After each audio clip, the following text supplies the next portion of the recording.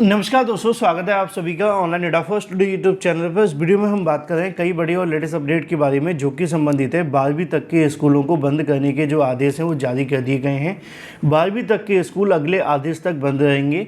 7,221 शिक्षक भर्ती नहीं, शिक्षक नौकरी छोड़कर फरार हो गए।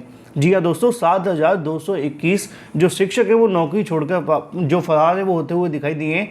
साथ ही साथ माध्यमिक शिक्षा विभाग के माध्यम से परीक्षा कार्यक्रम की घोषणा कर दी गई है। साथ ही हम बात करें टिजरी बिजरी और एलटी गेट शिक्षक भर्ती को लेकर एक एक करके सारी अपडेट हम कवर करेंगे। चैनल को सब्सक्राइब करके बेल आइकन को दबा लें और वीडियो को लाइक कर दें, जिससे कि आपको रियल ऑथेंटिक जानकारी online data for study YouTube channel के माध्यम से मिलती रहे। सीधे शुरुआत करते हैं पहली और बड़ी अपडेट के साथ। आप में से बहुत सारे ऐसे छात्र होंगे जिन्होंने बीएड कर रखा होगा, बीटीसी कर रखा होगा या टेट सीटेट पास कर रखा हो। किस लिए किया होगा? शिक्षक बनने के लिए। कॉमन सेंस वाली बात है ना। लेकिन एक कहावत बहुत काफ़ी ज़्यादा मशहूर है, या फिर यूँ कह सकते हैं एक गज़ल है। उस गज़ल के अंदर से एक कहावत निकाली गई है और ये जो शायर रह चुके निदा फाजली के माध्यम से लिखी गई थी। शायद मुझे इतनी जानकारी नहीं है, लेकिन उन्होंने जो लिखा था वो आज के समय में काफ़ी ज़्यादा यूज होने वाली गज़ल के उस शब्द को किया जाता है, क्योंकि आजकल जो दुनिया है वो ऐसी हो चुकी है। दुनिया क्या कहती है? दुनिया जिसे कहते हैं जादू का खिलौना है। दुनिया जिसे कहते हैं जादू का खिलौना है, मिल जाए तो मिट्टी, खो जाए तो सोना है। जी हाँ दोस्तों, आज के समय में कुछ ऐसा ही चल रहा है। मैं ये नहीं कह रहा कि आप में से जितने भी अभ्यर्थी शिक्षक बनना चाहते हैं वो शिक्षक बनने के बाद शिक्षक पद की इतनी गरिमा को ध्यान में रखेंगे, रेस्पेक्ट करेंगे जितना आज के समय में कर रहे हैं, या सिर्फ एक रोजगार को ध्यान देंगे, क्योंकि आज का जो समय है वो काफ़ी ज़्यादा महत्वपूर्ण है।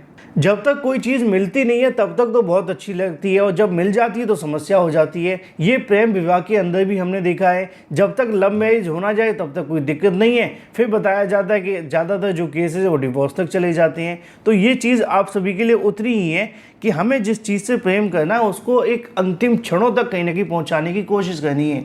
या तो हम वो ना करें। लिखा हुआ है कि 7,221 जो स्कूलों के शिक्षक हैं उनको विभाग के माध्यम से खोजा जा रहा है। ये मामला वैसे तो आप जानते हैं आपके पड़ोसी राज्य बिहार का है, लेकिन बिहार में ही तो भर्ती आ रही है। अब ये जो 7,221 है ना, इनकी वजह से बहुत सारे जो छात्र हैं बेरोजगार रह गए। क्यों बेरोजगार रह गए? क्योंकि अगर ये 7,200 पहले ही सोच लेते कि हमें नौकरी नहीं करनी है तो कम से कम उनकी जगह पे किसी दूसरे अभ्यर्थी को चयनित कर लिया जाता है ना। लेकिन ऐसा नहीं हुआ। नौकरी करने के बाद क्या हुआ कि ये नौकरी छोड़ छोड़ के भाग रहे हैं। अब इनको कहीं ना कहीं ढूंढा जा रहा है, जिससे कि कहीं ना कहीं वहाँ की जो शिक्षा व्यवस्था है उसको बदहाल कहीं ना कहीं होने से रोका जाए। अब दिक्कत ये है कि मिलेंगे कि नहीं ये पता नहीं, लेकिन इनकी संख्या 7,221 से ज़्यादा है। और अब इनके बाद आगे की जो चीज़ है वो आप सभी के सामने है। अगर ये नहीं मिलेंगे तो दोबारा से भर्ती होगी, दोबारा से परीक्षा होगी, फिर कुछ दोबारा से ऐसे चयनित हो जाएंगे जो नौकरी छोड़ के चले जाएंगे। तो इनके ऊपर एक कार्रवाई तो होनी चाहिए, है ना।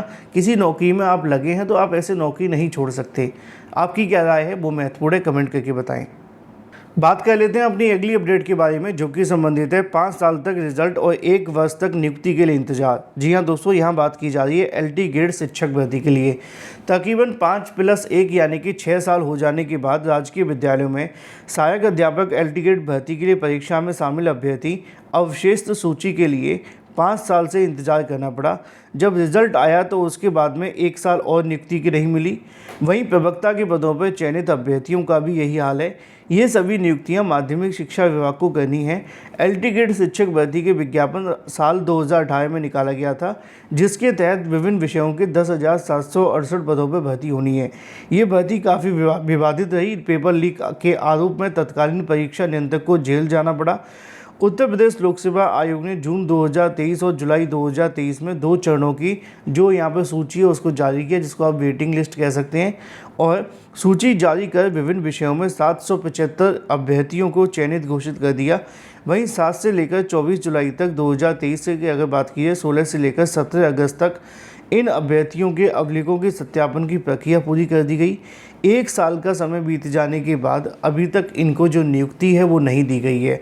अब दिक्कत यही है कि 5 साल तक हमने रिजल्ट के लिए इंतज़ार किया, 1 साल हमने इंतज़ार किया आप सभी की नियुक्ति के लिए। अब जब नियुक्ति मिलेगी तब क्या होगा पता नहीं, लेकिन अभी भी मामला कह सकते हैं कि अधर में लटका हुआ है। क्या होगा, कितना समय लगेगा, कोई कुछ बोलने के लिए तैयार नहीं है। ये मामला है आपकी एलटी ग्रेड शिक्षक भर्ती को लेकर। इसी के साथ बात कर लेते हैं एक ऐसी ही भर्ती को लेकर जो एलटी को जानते हैं वो टीजीटी को भी जानते होंगे, क्योंकि दोनों के पद की योग्यता पूरे तरीके से समान होती है, एलटी समान बराबर टीजीटी।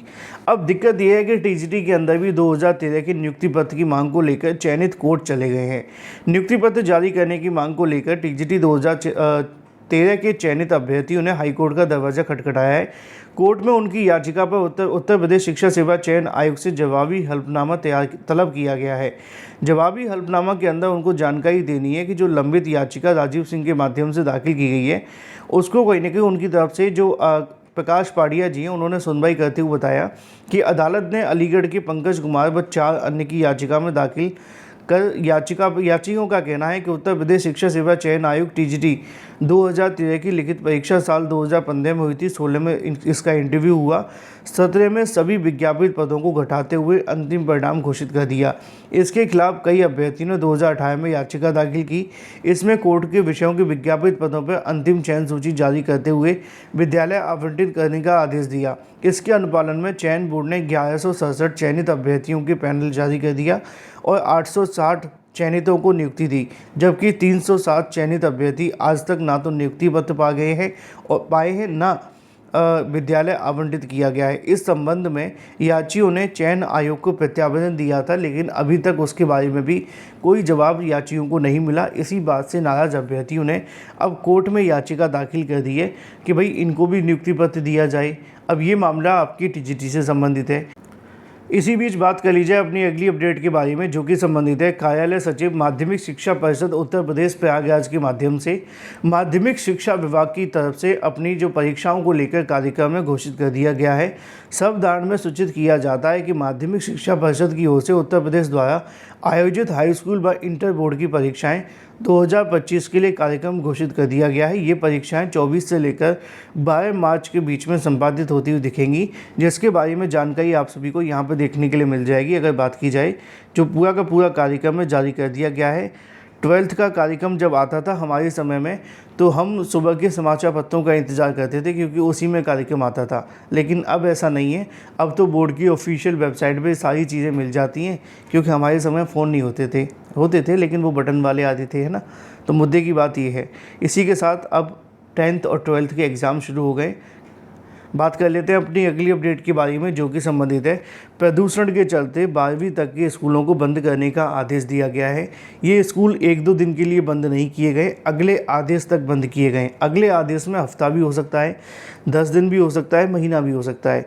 दिक्कत यह है कि हमारे देश में जब भी कोई समस्या आती है तो स्कूल बंद कर दिए जाते हैं। चुनाव आते हैं तो स्कूल बंद हो जाते हैं। अब कहेंगे ये समस्या है, सही मायनों में है तो समस्या ही, क्योंकि इससे हमें कोई बेनिफिट आज तक मिला नहीं है।